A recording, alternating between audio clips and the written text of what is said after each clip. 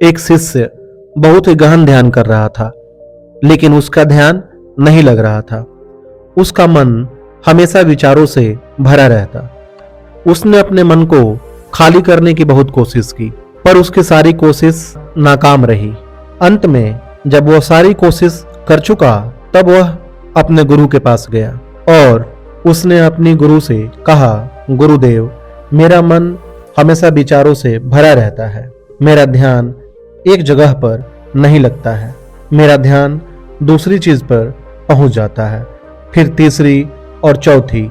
ऐसे करते करते मेरे मन में हजारों विचार चले जाते हैं और यह कब होता है मुझे पता भी नहीं चलता। बहुत देर बाद मुझे एहसास होता है कि मैं क्या करने बैठा था और क्या सोच रहा हूँ। हे गुरुदेव, मैं अपने मन को विचारों से खाली कर देना चाहता हूँ। मैं चाहता हूँ कि मेरे मन में एक भी विचार ना रहे। जब मैं चाहूं तभी विचार उत्पन्न हो।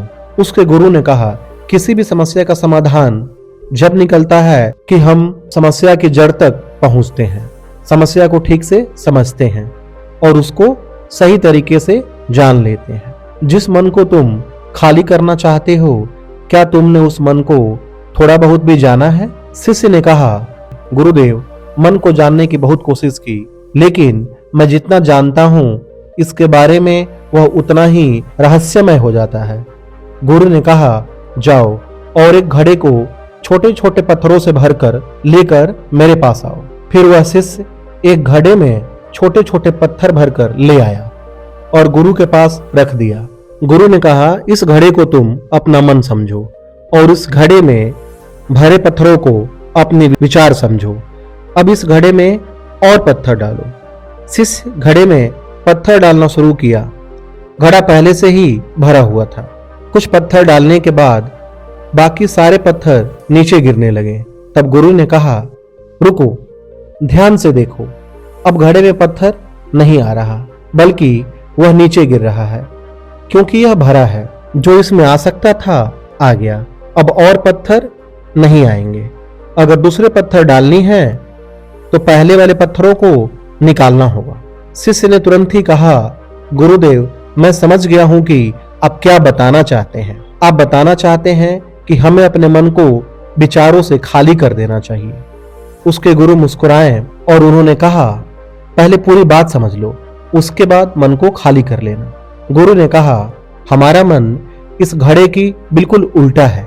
घड़े को तुम पत्थर से भर सकते हो, लेकिन मन को विचारों से नहीं भर पाओगे। मन हमेशा खाली ही रहता है। शिष्य ने कहा, मैं कुछ समझा नहीं। मन अगर हमेशा खाली रहता है तो हम उसे खाली करने में क्यों लगे रहते हैं? उसकी क्या आवश्यकता है? गुरु ने कहा, इस घड़े से सारे पत्थरों को एक एक करके बाहर निकाल दो।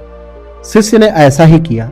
घड़े से एक एक पत्थर बाहर निकालकर रख दिया और अंत में वह घड़ा खाली हो गया।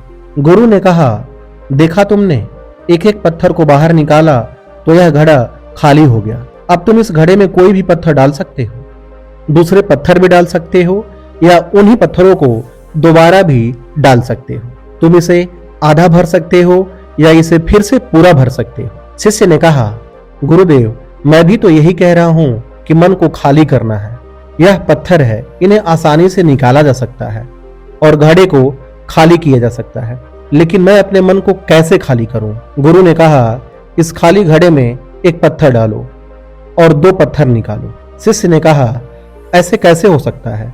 जब इस घड़े में एक पत्थर होगा तो एक ही पत्थर निकलेगा, दो पत्थर कैसे निकल सकते हैं? गुरु ने कहा, चलो तो ऐसा करो, इस घड़े में दो पत्थर डालो और चार पत्थर निकालो।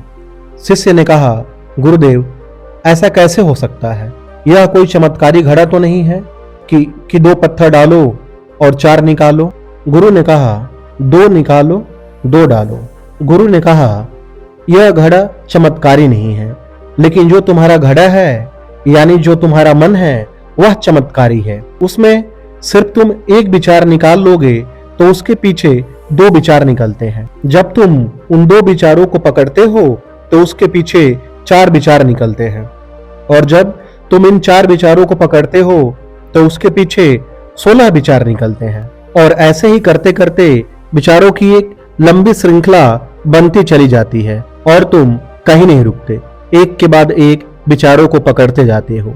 यह मिट्टी का घड़ा तो पत्थरों से भर जाएगा, लेकिन तुम्हारा मन कभी नहीं भरता। वह हमेशा खाली है और खाली नहीं भी रहता। यह मन की माया है कि सब कुछ है लेकिन कुछ भी नहीं है। शिष्य ने कहा, गुरुदेव, मैं आपकी बात समझ रहा हूं, लेकिन क्या मैं हमेशा अपने विचारों की जाल में ही फंसा रहूंगा? क्या मन की माया से बाहर निकलने का कोई उपाय नहीं है? गुरु ने कहा, इस मिट्टी घड़े को आधा पत्थरों से भर दो। शिष्य ने ऐसा ही किया। फिर गुरु ने कहा, इन पत्थरों में से कोई एक पत्थर चुनो और उस पत्थर की एक छोटी सी मूर्ति बनाकर मुझे दो। मैं जानता हूं कि तुम एक अच्छे कलाकार हो। शिष्य ने एक पत्थर निकाला और उस पत्थर को तराशने लगा। फिर उसे लगा कि यह पत्थर अच्छा नहीं है, तो उसने दूसरा पत्थर घड़े से निकाला। उसे वह पत्थर भी अच्छा नहीं लगा। फिर उसमें से तीसरा पत्थर निकाला। वह पत्थर भी उसे अच्छा नहीं लगा। फिर उसने चौथा पत्थर निकाला, लेकिन इस पत्थर में भी उसे दोष नजर आया। इस तरह करके उसने लगभग सारे पत्थर बाहर निकाल दिए।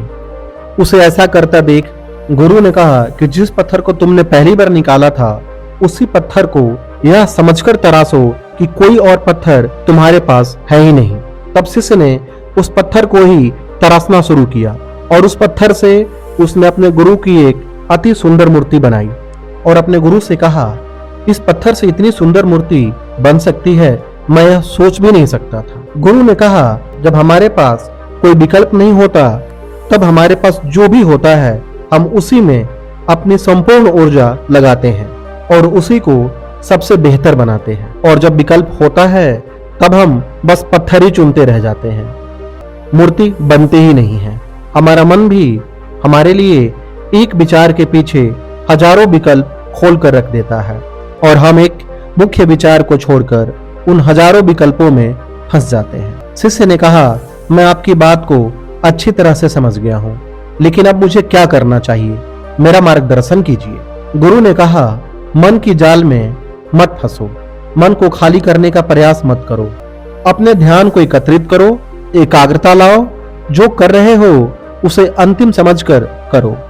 ऐसे करो कि इसके बाद तुम्हें कुछ नहीं करना, और जब दूसरे विचार पर कार्य करो तब केवल उसी पर कार्य करो, किसी तीसरे विचार पर नहीं।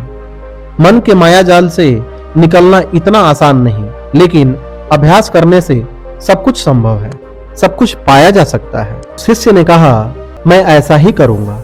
यह बात समझाने के लिए आपका धन्यवाद। हम सब अपने मन को खाली करने का प्रयास करते रहते हैं। हमारे मन में जो विचार उठते रहते हैं उससे हम परेशान रहते हैं। हम चाहते हैं यह विचार कहीं चला जाए और हम शांत हो जाएं।